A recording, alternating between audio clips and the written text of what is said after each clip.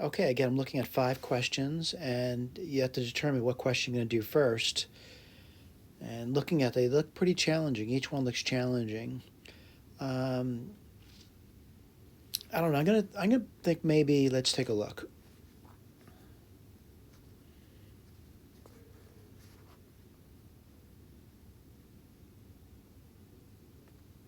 I'm gonna say number 4.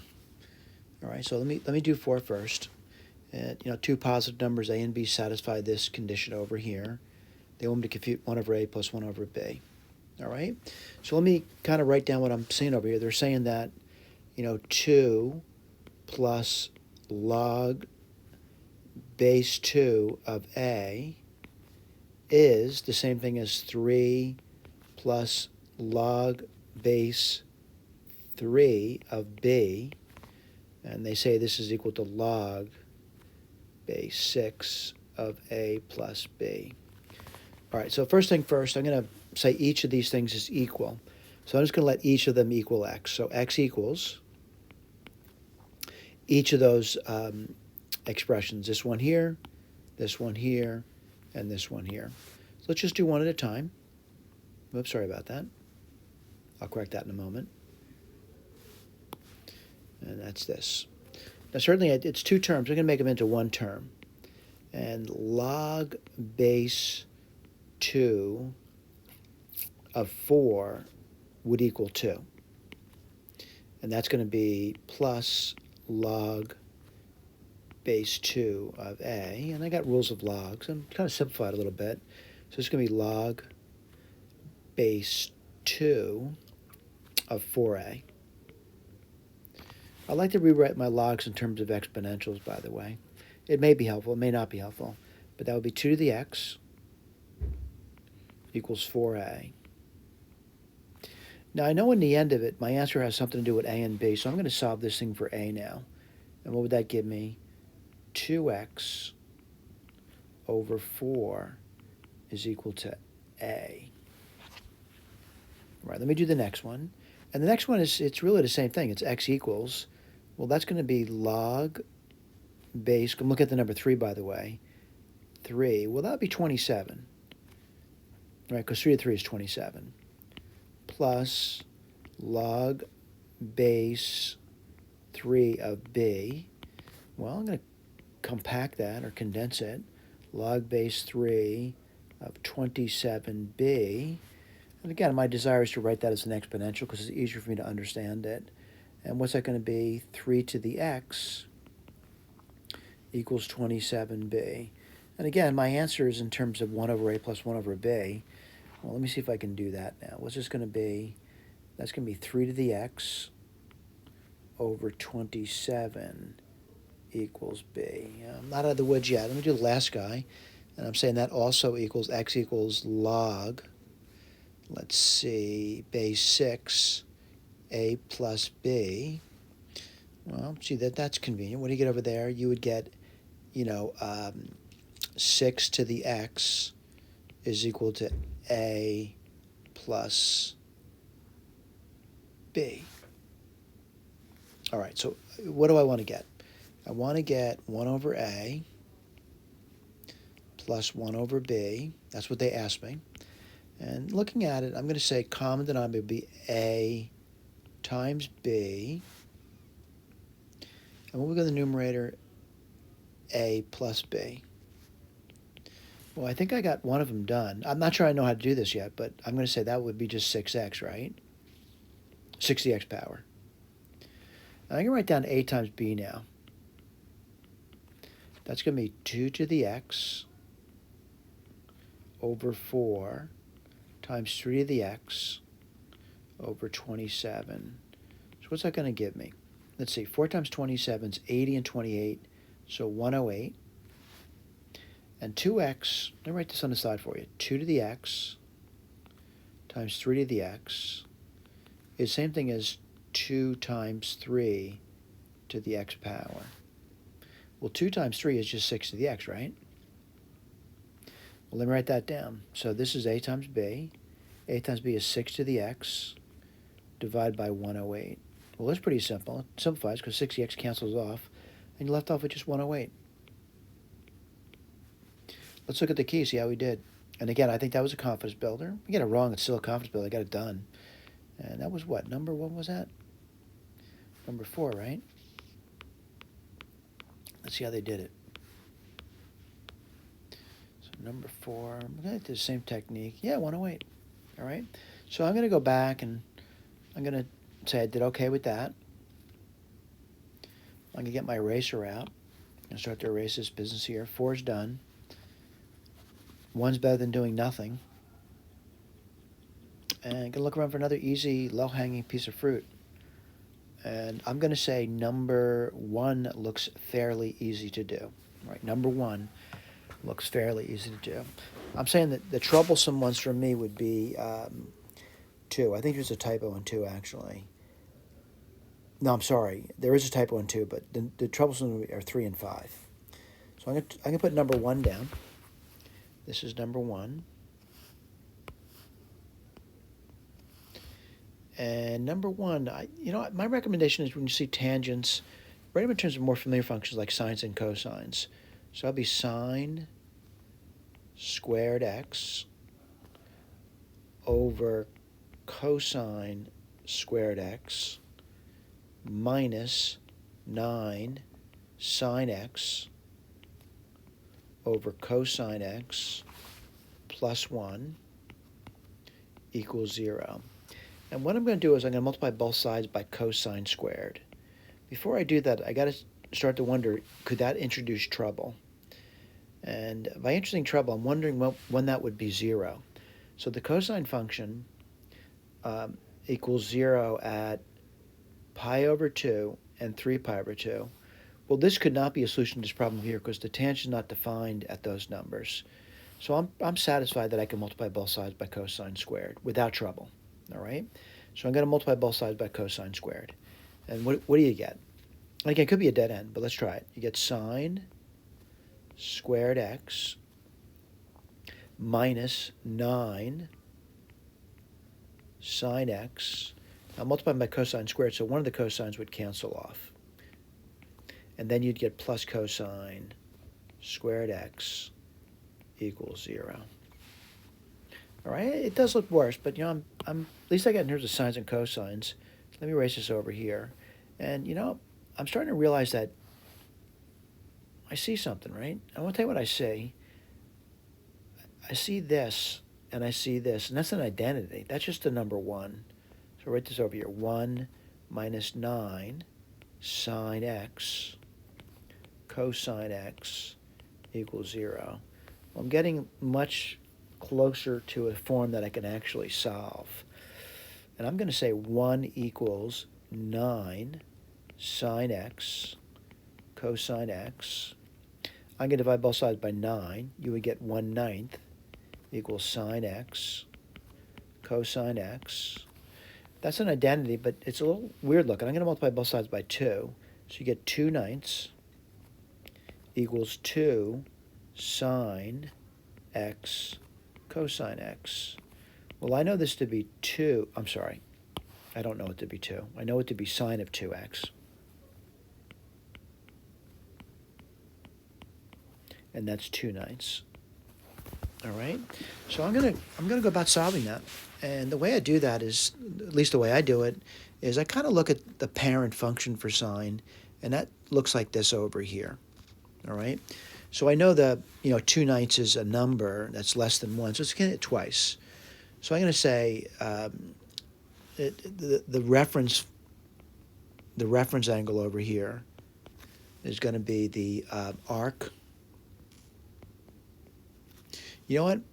Let me just call it theta, because there's an x over. I don't have to worry about saying it's a reference, but it is a reference though. So I'm going to just call it theta. And again, this is the reference angle. That's going to be arc sine of 2/9. Okay, so now we got a problem over here. So what do I know? I know it could be in the first quadrant. So 2x could equal the reference, which is in the first quadrant, theta. But it repeats itself. And how does it repeat itself? Well, if I thought about it, the sine function has a period of 2 pi. So it's going to be 2 pi k, with the understanding that k could be any integer at all. All right? Now, it also could be in the second quadrant. All right, and if it's in the second quadrant, 2x would equal pi minus that reference angle plus 2 pi k.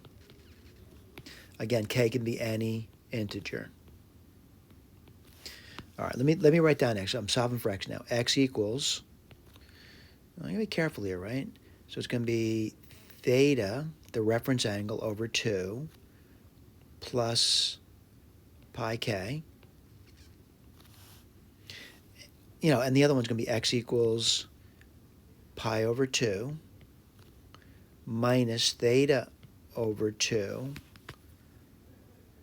plus pi k. Again, the understanding is k can be an integer. What's the question, though? And that's always an interesting thing. I didn't even know what the question is. It says, find the sum of the roots on this interval. I got to write all the roots down now on that interval.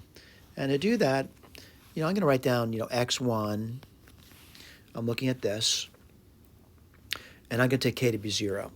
And what would you get? You would get theta over 2. What's x2 going to be? Well, I'm going to take k to be 1, so it's going to be theta over 2 plus 1 pi. All right?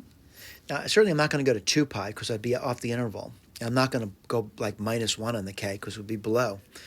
Let's do the next one. I'm going to do this one now over here. And what would we get? x3 would be, I'm going to take k to be 0. This is going to be pi over 2 minus theta over 2. Let's put the next one down. x4, what's that going to be? Pi over 2 minus theta over 2. And I'm taking k to be 1, which is plus pi. All right, I'm going to be careful here. What did they ask me to do again? They said find the sum of the roots on that interval. Well, I found all of them right over here. Now, what's the sum of these roots? Let's write this down. And I want to point out as I'm doing it, I'm going to concentrate on one thing at a time. I'm going to add them all together. So, whoops, sorry about that. I'm going to start adding things together. So, this and this, I'm just going to do the thetas now. So, it's going to be 1 theta, and this is minus 1 theta. So, the thetas disappear. And now I'm going to start adding the other stuff together, right? The pi's. And what's it going to be? There's a pi here. There's a pi here. Pi over 2, pi over 2. So it's going to be pi plus pi, and then half pi is another pi, so it's 3 pi. So to sum, I'll write this down for you. x1 plus x2 plus x3 plus x4 is 3 pi. All right? Let's look at the k. And again, I'm looking for confidence builders. And number 1, I'm hoping it says 3 pi. Yeah, right over here. Again, there's work over here as well. Okay? So let me erase that. We're done with that. And another confidence builder. It wasn't that bad. All right? Take a little bit of thinking, but basic standard trig problem. Not overly difficult. Again, you might be confused. If you don't have a good background in trig, you're probably horribly confused. So I'm looking for easy ones now. I want to point out what I've done so far. 1, low-hanging fruit, got that done. I believe we did 4, we got that one done. And now I'm going to concentrate on one that I think might be doable. I want to point out there's a typo here, but let's not worry about it. I'll correct this. You're not going to see this in your handout. All right, provided I remember to do it. I'm going to do this one. It's another trig problem. What does it say? It says, you get these alpha 1 through alpha k are distinct real numbers in the interval between 0 and 2 pi, which satisfy. So I'm really going to say that, this should be an alpha there, and this should be an alpha over here. And I have to correct that. All right? And it happens when you're writing things up, as long as you don't think about the letters you're using, and you copy things down, and all of a sudden you're getting something that doesn't look right. So I'm going to write this over here. So cosine alpha plus sine alpha equals minus 1/3. Now, granted, I know what your teachers might tell you. They tell you, just square both sides, and you're going to get nice identity out of it. But, The problem with squaring is you're going to introduce an extraneous solution to the problem. I don't want to do that. Like you remember when you took your algebra class, when you squared both sides, you had to check your solutions. So I'm going to look for something a little bit easier. And what I'm going to suggest over here is this looks sort of like a sum formula to me. And I write this over here. Again, it might be a stab in the dark, but I'm going to say maybe like sine A plus B. And what would that give me? That would give me sine A, sine, no, it doesn't give me sine, it gives me cosine, right?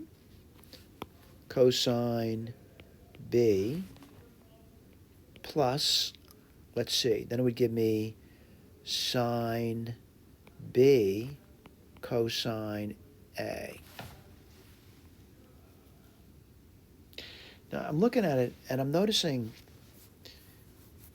if this is to work out, I sure would like this to be 1 and that to be 1. Right? And I'm getting my little eraser out. I'm going to erase the A now.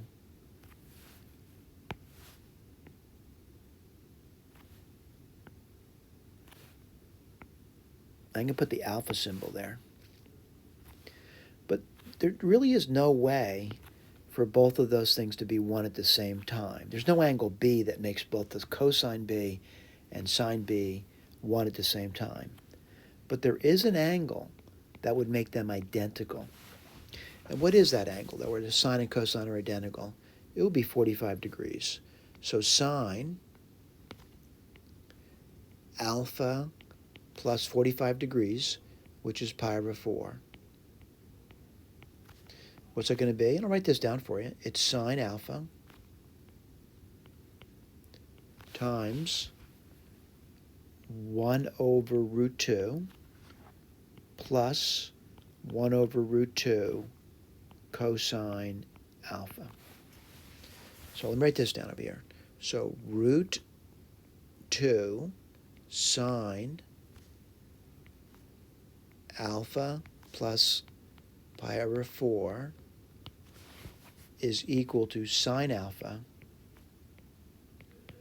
plus cosine alpha.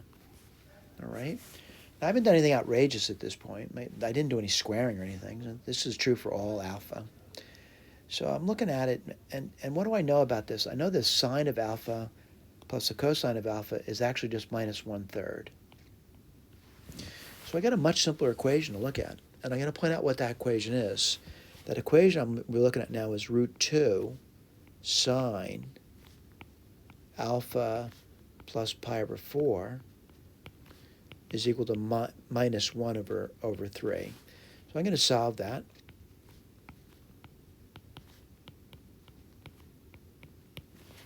And that would equal minus 1 over 3 root 2. All right, let's go back and see what the question was. Well, they got to solve this now. And like I've done it before, this doesn't look that bad. But, again, I'm going to just relate back to what you know. And what you know is the sine function looks like this. And this number over here, if I look at it, would hit it right there. 2 spots. All right? So I still want to do that reference angle. And I'm going to call that theta. So the theta is going to be the arc sine of 1 over 3 root 2. Right, that's the reference angle. All right, so what I'm going to do here is talk about, what the actual angle is now. So I'm thinking about it, and I got to write this down for you. It's going to be the reference angle plus pi. All right, so I'm going to write this down. Alpha plus pi over 4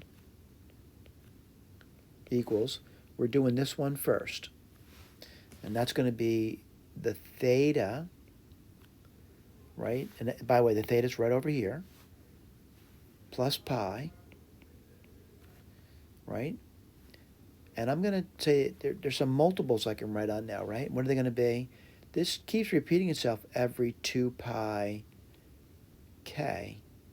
Within us, in the k is some integer. Well, let's write the next one down. Alpha, we have to clean this up too, by the way. Pi over 4 equals, well, let's see. It's going to be what? It's going to be in this quadrant now, right? So that's going to be 2 pi minus that reference plus 2 pi k. Well, my goal is to find the alpha. Let's write this over here. Alpha equals, let's see, theta plus, let's see, we got to do pi over 4 minus pi. So that's 3 pi over 4, right? Plus 2 pi k. And alpha could also be equal to, well, that's going to be what? 7 pi over 4, right? 7 pi over 4 minus theta plus 2 pi k. Again, I want to go back in this over here. I want to point out, well, it's just like number 1, isn't it? They want to add all those together, but I got to keep myself in this interval over here. All right, let's write them down now. So I'm going to write them down one at a time. So theta 1 could be where the k is 0. What are you going to get? Theta plus 3 pi over 4. Alpha 2. I'm going to take k to be, I took 0, right? Let me see if I could take, like minus 1. I don't think so, could I? Right, so I think I got them all on the interval. Let's do the next one, theta 2. Let's see, I'm taking k to be 0. What are you going to get? 7 pi over 4 minus theta. Again, if I take k to be another number like 1, I'm off the interval. I don't want that to happen. What do they want to do? Add them together. Well, what's nice about this, adding them together, it really doesn't look that bad. There's only 2 solutions. And what do you get? The thetas disappear, and you get 10 pi over 4, which would be 5 pi over 2. Let's check. What number was that again? That was number 2, right? There's a typo there, too. I know that. Boy, they did a lot of work, didn't they? 5 pi over 2. All right? And again, I did it 2 different ways. You can look at the other way with me squaring both sides. I just think it's too difficult to square both sides. So I can get my eraser out, and I want to just, saying I'm picking off the fruit from the tree, and I'm getting the easy guys. And let me erase this over here. And the other ones look tough to me. I know that. So let me get my highlighter out. Oh, let me get my eraser out again. And, I'm going to start looking at, I got to highlight the one I did. I don't want to do that again, right? Look at this one over here. I'm looking at number 3, and I'll be honest with you, number 3 looks sort of pretty difficult to me. I'm not saying impossible, but I'm going to say sort of difficult to me. So what I want to do is I want to look at number 5. And number 5 has something to do with the arctangent. And by the way, it's something to do with sums. So what I want to do is just remind myself of a sum formula. And if you remember it, that's fine. If not, I want to point out, it's a bunch of sums, by the way. So I'm going to say maybe it has something to do with, the sine of a plus b over the cosine of a plus b. Let me write this down for you. I'm just deriving it. If you know this formula, there's no need to derive it. But this would be sine a cosine b plus sine b. I'm just going to remind you what your teachers did. Cosine a. On bottom, what do you get? Cosine a cosine b minus sine a sine b. And by the way, this is equal to tan a plus b, by the way. All right, what do you get there? I guess your teachers told you to divide through by cosine a cosine b. That's what I kind of remember. So you get 1 minus, I'm dividing by cosine a cosine b. Let me highlight for you. I'm dividing by this. And what do you get?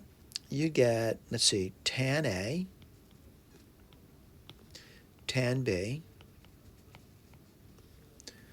All right, and then what do you get on top? And let's be careful about that.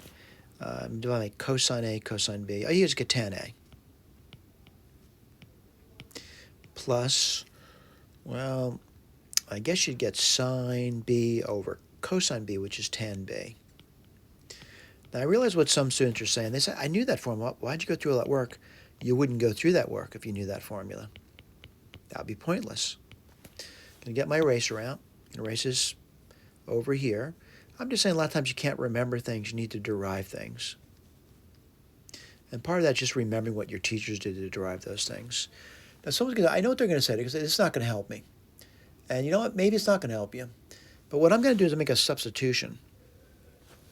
And what I'm going to say U is equal to the tan of A. And I'm going to say, let's see, U, I'll probably say V is equal to the tan of B. So let me just make it on the right side, see what I come up with. And you would get U plus V. I don't think that's too bad, right? U plus V. And what do you get on bottom? 1 minus, well, tan A, tan B, that's going to be UV, right? And what do you get on the right side? You would get, let's see, what would you get then? You just get tan A plus B, right? I don't want to write that too much down, but tan A plus B. And by the way, you might say, well, I'm going to put arc functions in and make that even look worse than it is, but I really just want to write down A plus B now. All right, what's A plus B going to be? It's going to be the arc tan of U plus V over 1 minus UV. All right, so let me highlight what I've done. I've done this. I've used this formula here, and I've got this down now. Now, this may be totally unproductive, but I'm starting to look at it, and I think I know what A and B are now. And let me write this down now for you, and it's going to be arc tan of U plus the arc tan of V equals the arc tan of U plus V over 1 minus UV. All right? Now, someone said, that's so much work. Why would you even go through that? And the reason for that is I'm summing a bunch of arctangents together now. So what I'm going to do is I'm going to start to write this down. And I'm going to write the numbers down and see if I get anything that happens. And let me write this down. It's going to be arctan 1/3. So U is 1/3, right? And what's the other one going to be? Arctan of 1/5.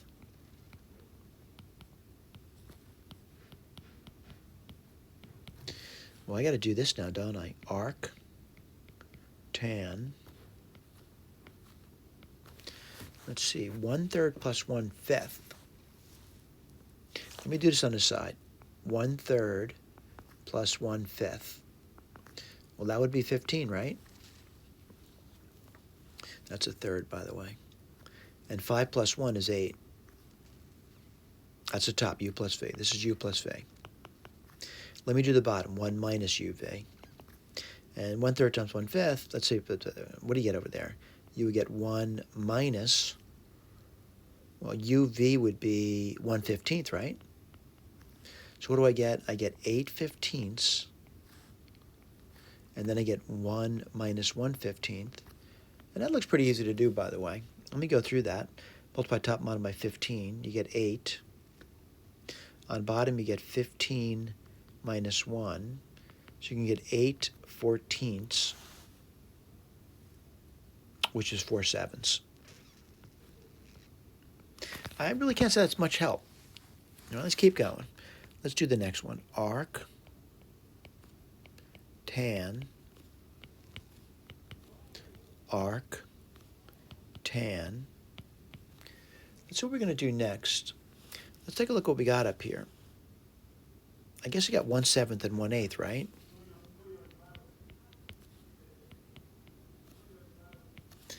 Let's see what you get there. You get arc tan.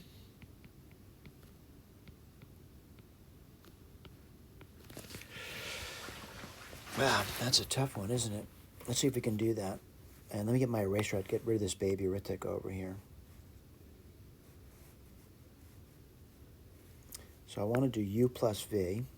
So u plus v. And I also want to do u times v. That's what the formula says to do, right? So what's u plus v? It's 1/7 plus 1/8.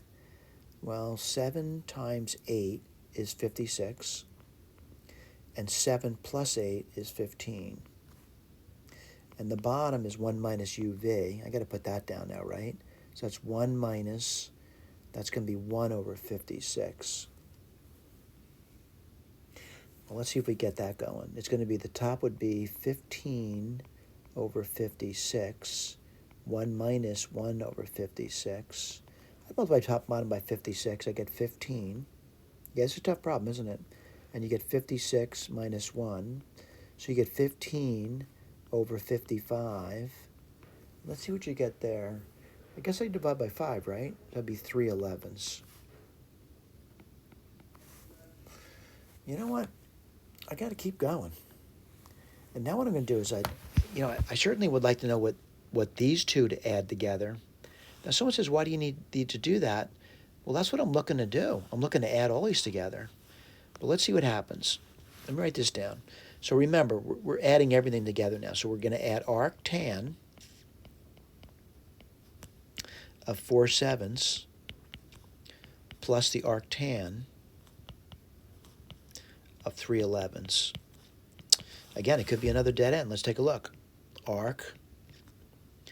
By the way, when I'm doing this, this is the sum of all 4 of these terms. That's what I want. If this works out great, I'm done. If it doesn't, I would definitely leave the problem. It's just too much work at this point. All right, I'm going to get rid of my baby arithmetic. And I'm going to do it. And someone says, what are you going to do? I'm going to do u plus v. Well, that's 4/7 plus 3/11. That's more challenging, isn't it? 4/7 plus 3/11. Well, that's going to be 77 as a denominator. Then you get 44 and 21. And that's going to be 65 over 77. And then I'm going to do 1 minus uv. And that's going to be 1 minus, well, uv would be 77 on bottom and 12 on top. And then I want to do u plus v divided by 1 minus uv. Well, u plus v is 65 over 77. And the bottom is 1 minus 12 over 77. I can multiply top and bottom by 77. This is much more involved, isn't it? And you can get 65, 77 minus 12. You get 65. And 77 minus 12, oh, look at that, 65. That's the number 1. By the way, I got a bingo now. And the reason for that, I know the arctan of 1. I didn't know the arctan of any of those other numbers, by the way, so I couldn't do anything. But what's the arctan of 1? The arctan of 1 is pi over 4. All right? So what I want to do is I want to make sure I said I was going to do a problem that number 5. And I believe I got 5 done. And I'm going to say it's pi over 4. All right, now I want to go to my answer key. I want to see if I got that right. And that's number 5. Let's go back to number 5. And let's see what they did. Yeah, they got pi over 4. By the way, they're giving you 2 methods, the method I just presented to you, and another method. But again, you decide what method you're going to use. Don't think one method is better than another, all right? There are many methods to do a problem. All roads should lead to the same truth, which is pi over 4. All right, I'm going to tell you what I believe to be the worst problem in the set. And by the way, that was bad. I know that. Somebody look and say, I couldn't have done that. And I realize that's not easy, all right? It took me time to think about it. And certainly thinking about things can be very time-consuming. I want to point out this one over here, though. For a lot of students, it's going to seem brutal. All right, now I know I'm coming to the edge of time in this. What I want to do is, I just want to go to the key. I want to walk you through it. And someone's going to say that, that in this key over here is really a long key. But I want to make sure when you're reading this thing, you'll understand what you've read. So I do want to point out, when I'm looking at this thing over here, they say, if n is a positive integer, Sn, the sum of the digits of n. So I just want to write an example down. If I wrote down S23, what would that be? 2 plus 3. If I wrote down S127, that would be 1 plus 2 plus 7. All right? Now, again, you have to do that addition. This would be 5. This would be 1 plus 2 plus 7. That would be 10. All right? So the thing is, you say to yourself, what do they want me to do? Well, they want me to do S1 plus S2. I could certainly do that. Here's the problem, though. This goes on until you get to S1000. All right? So if I were doing this, by the way, I would say this looks like a really tough problem. One thing we'd recommend to you is just write down what it might look like. 0, 0, 1. That's that one. 0, 0, 2. That's that one. 0, 0, 3. 0, 0, 4. I hope you realize that I keep going, though, right? And what would I eventually get to? Oh, by the way, I think they, if you want to, you could start out with 0, 0, 0 if you wanted to. It doesn't really change the story. But what do I get to? I eventually get to 9, 9, 9. Right? And what comes after 999? 1,000. I'm sorry. Yeah, they go up to 1,000. I'm sorry. That was 10,000. Well, you could do each term. That's 0. That's 1. That's 2. That's 3. You get the idea, right? You could do term by term. This would be brutal. Absolutely brutal. So what I want to do is I want to cut to the chase.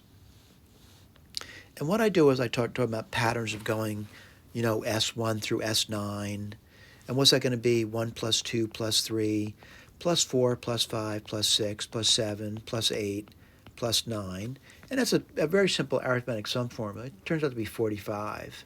And then the next number I'd come up with is like 11, 12. I'm sorry, I forgot 10. 10, 11, 12, 13, yada, yada, yada, up to 19. You get the idea? Now, what do I know there? There's 10 ones. And then I would sum the digits again. It's still 45. So I'd get this over here. And then I'd go to 20. And it'd be 20, 21, yada, yada, yada, up to 29. And I think you probably see a pattern here. All right? Eventually I get to 99. I get this over here. And then I'm in the 100 range. And I'm pretty sure you start to see patterns like this over here. All right? I got to be honest with you, though. It's a lot of bookkeeping. All right? So I want to talk about another way to think about it. Whoops, maybe I shouldn't have done that. Another way to think about it. And they're still putting this down over here like I did up there. I want to read it to you, though. All right? This does require some thinking. I think it's a better way of doing it, but that's, you decide. I mean, you might say, this makes sense to me, what you did up here. A lot of bookkeeping, though. I'll tell you, a lot of writing, a lot of keeping track of things, a lot of individual addition problems, yada, yada, yada. But, I'm looking at this thing over here. I want to make sure I understand what they're saying. They say we start by computing S, and you start with S0, 1, 2, 3, up to 999. Each digit 0 through 9 appears equally often, right? From 0, 0, 0, 0 up to 999. Each digit occurs equally often, right? All right, let's keep reading it. 100 times in the hundredths place, 100 times in the tens place, and 100 times in the ones place. All right? I hope you realize we said 3 times, right? It's really 300. 100 times in the 100, 100 times in the 10, 100 times in the 1. So it's really 300.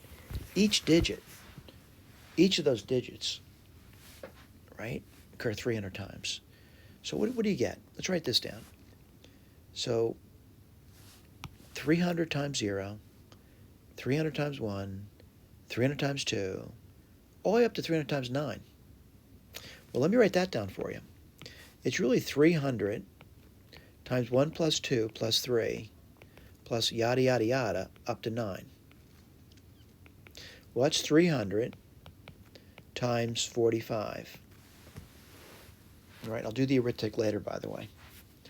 But you know what? There's another number we didn't account for. And what is that number? Number over here is 1,000. All right? So what do we get over here? What's going to happen over here? This number is just, it only has one number with 4 digits in it. That number is just 1. So what do I do to get this? I compute this number here. Let me go through that with you. 3 times 45 is 135. And yeah, 3 times 45 is 135, right? 0, 0. So that's 100. I'm sorry, that's 13,500. And then I add 1 to that. So the total number is going to be 13501. All right. Now, granted, you know, I think this is not a bad method either. I'm not saying it's a bad method. To me, it's a lot of bookkeeping, though. It's a lot of bookkeeping.